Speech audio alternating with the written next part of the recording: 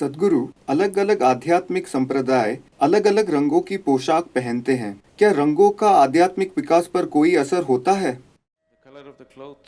कपड़ों के रंग या आपके आसपास की किसी चीज का रंग, क्या इसका कोई असर होता है? आपको यह समझना होगा। कोई रंग वैसा क्यों दिखता है? यह अभी सफेद इसलिए दिखता है क्योंकि जब इस पर रोशनी पड़ती है तो यह उसे पूरा का पूरा रिफ्लेक्ट कर देता है, तो यह सफेद दिखता है। यह अभी लाल इसलिए नहीं दिख रहा क्योंकि यह लाल है, बल्कि इसलिए क्योंकि यह बाकी सारे रंगों को रोक लेता है और सिर्फ लाल को रिफ्लेक्ट करता है। इसीलिए यह आपको लाल दिख रहा है। और आपके लिए जो लाल है, हो सकता है कि वो किसी दूसरे जीव के लिए लाल ना हो। अगर आप बहुत रंगीन कपड़े पहनकर अपने कुत्ते के सामने जाकर खड़े हो जाएं, तो वो आपको बिना किसी इंटरेस्ट से देखेगा, क्योंकि उसे रंग नहीं दिखते। उसे हर चीज ब्लैक एंड व्हाइट दिखती है। पता है आपको? उसे दिखाने के लिए मत सजिए। मैं डॉग लवर्स से कह रहा हूं। आप केवल ब्लैक एंड व्हाइट ही पहनिए और कुछ काम नहीं आएगा। वो लाल, हरे, नीले वगैरह से इंप्रेस नहीं होता। तो रंग वो नहीं है जो वो खुद है, रंग वो है जो वो वापस दे देता है। आप जो रिफ्लेक्ट करते हैं वो आपका रंग होगा। आप जो रोक लेते हैं वो आपका रंग नहीं होगा। जीवन की यही प्रकृति है। सिर्फ रंगों की ही नहीं, जीवन की प्रकृति भी यही है। आज अगर आप प्यार बांटते हैं तो लोग आपको एक प्यार करने वाले इंसान के रूप में देखेंगे। अगर आप अपने सारे प्रेम को रोक लेते हैं क्योंकि आप प्यार के बैंक हैं, आप प्रेम से भरे पड़े हैं लेकिन आप उसे बांटते नहीं हैं, तो लोग सोचेंगे कि आप वैसे हैं। अगर आप खुशी बिखेरते हैं तो लोग सोचेंगे ये खुश मिजाज इंसान है। अगर आप खुशी के बैंक हैं, आपने अपनी सारी खुशी भीतर रखी है क्योंकि आप उसे स्वर्ग ले जाना चाहते हैं, तो लोग आपको एक खुश मिजाज इंसान की तरह अनुभव नहीं करेंगे, है ना? आप जो दे देते हैं वही हमेशा आपका गुण होता है ना? तो ऐसा सिर्फ इंसान के लिए ही नहीं है, बल्कि अस्तित्व की प्रकृति भी ऐसी ही है। जो कुछ भी बाहर छलकता है वही उस पदार्थ का गुण होता है। अब ये हर चीज को रिफ्लेक्ट कर देता है, इसलिए ये सफेद है।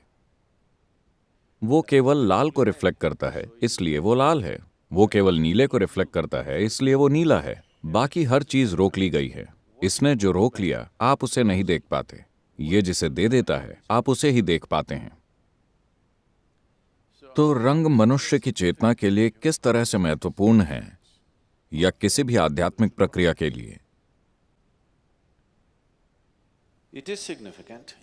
ये महत्वपूर्ण है क्योंकि आप जिस रंग को रिफ्लेक्ट करेंगे वो स्वाभाविक रूप से आपके आभा मंडल में शामिल हो जाएगा। संन्यास के मार्ग पर चलने वाले लोग कोई कपड़ा नहीं पहनना चाहते क्योंकि वो अपने साथ किसी नई चीज को शामिल नहीं करना चाहते। उनके पास जो है वो उस पर काम करना चाहते हैं, कोई भी नई चीज नहीं लेना चाहते। आप अभी जो हैं उसे मिटा पाना ही बड़ी बात है। एक और चीज जोड़ते जाने से स्थिति जटिल हो जाती है, तो वो कुछ नहीं चाहते, वो नंगे घूमते हैं। अगर सामाजिक दृष्टि से नंगा घूमना मुश्किल है तो वो एक लंगोटी बांध लेंगे ताकि कोई सामाजिक दिक्कत ना हो। लेकिन मकसद ये है कि वो और ज्यादा नहीं लेना चाहते। वो जानते हैं कि जो वो हैं वही बहुत है।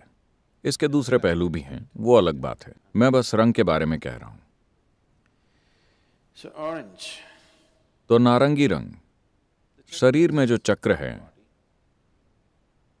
सभी 114 चक्र, या असल में 112 चक्र किसी न किसी रंग से जुड़े हैं। बस 2 चक्रों का संबंध किसी रंग से नहीं है क्योंकि वो भौतिक प्रकृति के नहीं हैं।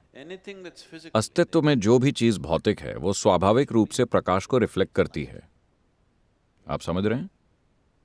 अस्तित्व में कोई भी चीज जो भौतिक है वो प्रकाश को रिफ्लेक्ट करती है। एक बार जब ये प्रकाश को रिफ्लेक्ट करती है तो इसका कोई रंग होगा आपके बोध में। हो सकता है कि इसका कोई खास रंग ना हो, या इसका वो रंग ना हो जो आप देख रहे हैं। आप केवल वो देख रहे हैं जो रिफ्लेक्ट हो रहा है। आप केवल रिफ्लेक्ट हो रहे प्रकाश को देख रहे हैं। आप उस पदार्थ का रंग नहीं देख रहे। आप जो चीज देख रहे हैं आप उसका रंग नहीं देख रहे हैं। आप सिर्फ रिफ्लेक्ट होते प्रकाश का रंग देख रहे हैं। काला कुछ भी रिफ्लेक्ट नहीं करता, ये सब कुछ अपने पास रोक लेता है, तो ये काला बन जाता है।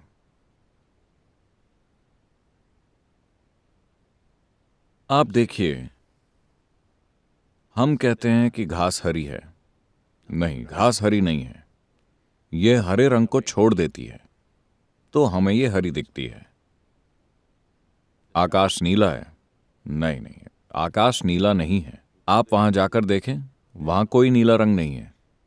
आकाश एक बिल्कुल अलग वजह से नीला है, क्योंकि the refraction, नीले रंग की विकिरणन की क्षमता दूसरे रंगों से अलग है, इसलिए आकाश नीला है। तो ऐसा क्यों है कि अलग अलग आध्यात्मिक प्रक्रियाओं के लिए हम अलग तरह के रंगों का इस्तेमाल करते हैं? those who are on a path, जो लोग ऐसे मार्ग पर हैं जहां वो कुछ इकट्ठा नहीं करना चाहते, वो सफेद पहनेंगे। जो लोग अलग तरह की साधनाओं में हैं, अगर साधना हल्की है लेकिन वो आध्यात्मिक मार्ग पर हैं, लेकिन साथ ही वो जीवन के विभिन्न पहलुओं में भी शामिल हैं, तो वो अपने आसपास के जीवन को इकट्ठा नहीं करना चाहते। वो जीवन में हिस्सा लेना चाहते हैं लेकिन कुछ इकट्ठा नहीं करना चाहते। ऐसे लोग सफेद रंग पहनना चुनते हैं। जो लोग ज्यादा तीव्र साधना में हैं, जो शरीर के खास चक्र से जुड़ी है, जिसे आज्ञा कहते हैं, ये भौहों के बीच होता है, वो नारंगी रंग पहनेंगे, because क्योंकि इस चक्र का रंग नारंगी है। वो उस रंग की किरणों को बिखेरना चाहते हैं, क्योंकि ये पूरी प्रक्रिया आत्मज्ञान की है या बोध की उस अवस्था तक पहुंचने की है। opening up, बोध के उस आयाम को खोलना जिसे तीसरा नेत्र कहते हैं। तो वो हमेशा गेरुआ या नारंगी रंग पहनना चाहेंगे, क्योंकि वही आज्ञा का रंग है। बौद्ध भिक्षु पीले वस्त्र पहनते थे, because the process क्योंकि गौतम ने भिक्षुओं के पहले स्तर को जो प्रक्रिया दी, वो बहुत बुनियादी स्तर की प्रक्रिया थी।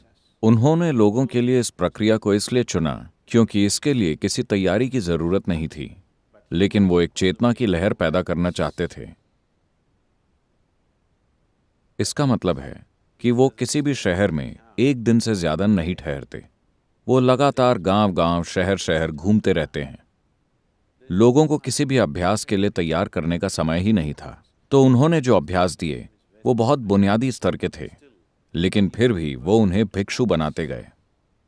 वो उनका जीवन तय कर रहे हैं, लेकिन उन्हें तैयारी के लिए पर्याप्त साधना नहीं दे रहे। तो उन्होंने उन्हें पीले कपड़े पहनने को कहा, क्योंकि पीला रंग मूलाधार का रंग है, the most basic, शरीर का सबसे बुनियादी चक्र मूलाधार है। तो वो उन्हें स्थिर करना चाहते थे। एक भिक्षु के लिए सबसे महत्वपूर्ण चीज है कि वो अपने जीवन में स्थिरता का अभ्यास करे। तो वो उन्हें स्थिर बनाना चाहते थे। उन्हें किसी आनंदमय अनुभव में नहीं उड़ाना था। उन्हें तुरंत आत्मज्ञान प्राप्त नहीं करना था। उन्हें कहीं पहुंचने की भी जरूरत नहीं थी। उन्हें बस स्थिर होना सीखना था, क्योंकि वो सिपाही तैयार कर रहे थे जागरूकता से दुनिया को हिलाने के लिए। तो उन्होंने भिक्षुओं को पीले वस्त्र पहनने को कहा। later on, बाद में जब वो पर्याप्त साधना करके अरहत बन गए, the arhats, बौद्ध परंपरा में अरहतों ने गेरुए या नारंगी वस्त्र पहने, जैसे सारे भारतीय सन्यासी पहनते हैं।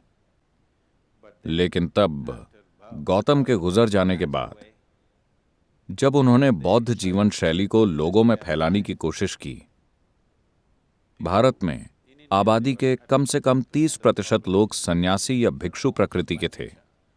ये संस्कृति ही ऐसी थी। तो भिक्षुओं का एक और पंथ बन गया। उन्होंने उनको स्वीकार कर लिया और वो उनका हिस्सा बन गए। वो अलग पहचान कायम नहीं रख सके, तो वो गेरुए से हटकर थोड़ा मैरून जैसा रंग पहनने लगे, अपनी अलग पहचान बनाने के लिए, क्योंकि वो यहां वहां घूमने वाले योगियों या सन्यासियों जैसे ही दिखने लगे थे। तो वो अपनी अलग पहचान बनाना चाहते थे, तो वो बाद में थोड़ा मैरून रंग पहनने लगे। लेकिन बुनियादी बौद्ध रंग अब भी पीला ही है, क्योंकि पीला रंग मूलाधार का रंग है और इसे बिना किसी तैयारी के सिखाया जा सकता है। कोई तैयारी नहीं, कोई शिक्षा नहीं, कुछ भी नहीं, बस एक सरल प्रक्रिया, स्थिर स्थिर और स्थिर होने के लिए। ऐसी प्रक्रिया तब सिखाई जाती है जब आप कई जीवन कालों के लिए आध्यात्मिक मार्ग पर चलना चाह रहे हों। बौद्ध जीवन शैली में ये परंपरा अब भी चल रही है। वो साधना के लिए बार बार आते रहते हैं क्योंकि ये प्रक्रिया ही ऐसी है। ये स्थिरता के लिए है, आत्मज्ञान के लिए नहीं। तो इसलिए उनके वस्त्र का रंग पीला है। देवी का रंग हमेशा लाल होता है क्योंकि लाल सबसे जीवंत रंग है। सारे रंगों में से लाल सबसे जीवंत रंग है और feminine. स्त्री गुण इसे ही दर्शाता है। चाहे आपको पसंद हो या ना हो, हर स्त्री में एक फूल की तरह होने की चाहत होती है Because nature has क्योंकि प्रकृति ने उसे ये संभावना दी है। एक स्त्री में एक खास गुण होता है, खिलने का। तो जब हम फूल कहते हैं तो लोगों के मन में सबसे पहले हमेशा लाल रंग आता है। लाल फूल हमेशा असली फूल होता है, दूसरी चीजें अभी रास्ते में हैं। लाल जीवंत है, यह उत्साह का रंग है। देवी या दिव्यता का स्त्रैण रूप, देवत्व का सबसे जीवंत रूप, एक ऐसी चीज जिससे कोई चूक नहीं सकता। भारत में अगर दूसरे बड़े मंदिर मौजूद हैं, फिर भी हर शहर में, हर कस्बे में हम एक देवी का मंदिर बनाते हैं। अगर आप देवी के मंदिर में जाते हैं तो उनकी जबरदस्त और प्रचंड उपस्थिति को आप चूक नहीं सकते क्योंकि वो जीवंत हैं। उत्साह का रंग हमेशा लाल होता है। इससे फर्क नहीं पड़ता कि आप किस तरह के इंसान हैं। अगर आप लाल रंग के कपड़े पहनकर आते हैं तो अचानक लोग सोचेंगे कि आप जीवंत हैं, भले ही आप ऐसे ना हो। yes or no? तो लाल कपड़ों से पता चलता है कि आप जीवंत हैं। और देवी से संबंधित कुछ खास तरह की साधना करने के लिए लाल रंग की जरूरत होती है। आपके जीवन में सबसे महत्वपूर्ण चीजें आमतौर पर लाल हैं। आपका खून लाल है। अगर ये पर्याप्त लाल नहीं है तो आप कमजोर हो जाते हैं। फूल लाल हैं। The rising sun, उगता हुआ सूरज लगभग लाल हो सकता है। कोई भी चीज जिसे आप भरपूर जीवंत मानते हैं वो आप लाल रंग से रंगना चाहते हैं क्योंकि लाल रंग और जीवंतता में एक संबंध है। और देवी जीवंतता की ऐसी अभिव्यक्ति है जिससे आप चूक नहीं सकते। तो देवी मंदिर में लाल रंग हमेशा बहुत सक्रिय रूप से शामिल होता है। केवल लाल रंग के फूल इस्तेमाल होते हैं। हर तरफ खून फैला होता है। हम खून छिड़कने का काम तो नहीं करते, लेकिन किसी न किसी तरह से यहां पर जीवन को बिखेरने की जरूरत होती है। या तो आपको पता होना चाहिए कि अपने खुद के जीवन को वहां पर कैसे बिखेरें। अगर आपको तकनीक मालूम नहीं है तो आपको बलि देनी होगी। हमें तकनीक मालूम है, इसीलिए हम बलि नहीं देते। दूसरे लोग जो शरीर को बिना काटे जीवन को बिखेरने की तकनीक नहीं जानते, वो बलि देंगे। अधिकतर देवी मंदिरों में हर दिन बलि दी जाती है। so colors, तो रंगों का थोड़ा असर होता है। ये निश्चित तौर पर कुछ चीजों को प्रभावित करता है, लेकिन यही सब कुछ नहीं है।